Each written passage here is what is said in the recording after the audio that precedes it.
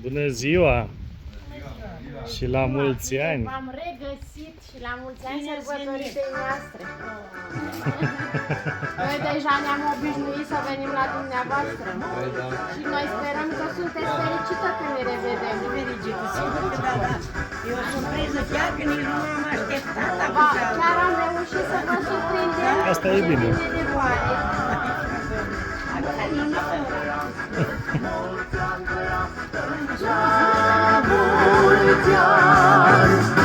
Mulți ani trăiască, mulți ani trăiască, la mulți ani, mulți ani, la mulți ani, la mulți ani fericiți, la mulți ani să trăiți, mulți ani, la mulți ani, la mulți ani fericiți, să trăiți, mulți ani, la mulți ani, la mulți ani fericiți, la mulți ani să trăiți, mulți ani, la mulți ani, la mulți ani fericiți să trăiți.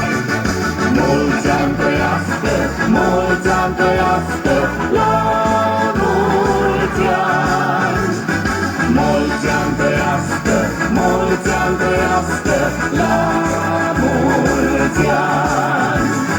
Mulți ani trăiască, mulți ani trăiască, la mulți ani. Mulți ani trăiască, mulți ani trăiască, la mulți ani. La mulți ani. La mulți ani! Fiți sănătoasă, să fiți sănătoși, ca să ne revedem și peste ani.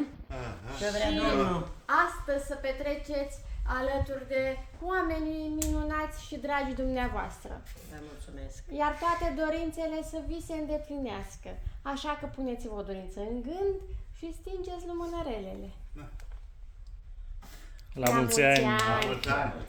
Acum oricum aș pune lumânărelele tot 77 dă. Cum nu da? Oricum mi-am Cu inversat. tremurul din 77. Cine credeți că s-a gândit la dumneavoastră? Nu. Hai că tu ești. Spune că nu, că tu de aia tot te-ai zis după aici, de aici. Că se așteaptă o Eu mașină. așteptam că știam, dar nu știu eu. Costică înseamnă că. Da, știi, dar nu știu. De la ăla mare nu mă aștept. Ia vezi ce spune acolo, după aia cred că îți dai seama. Avem o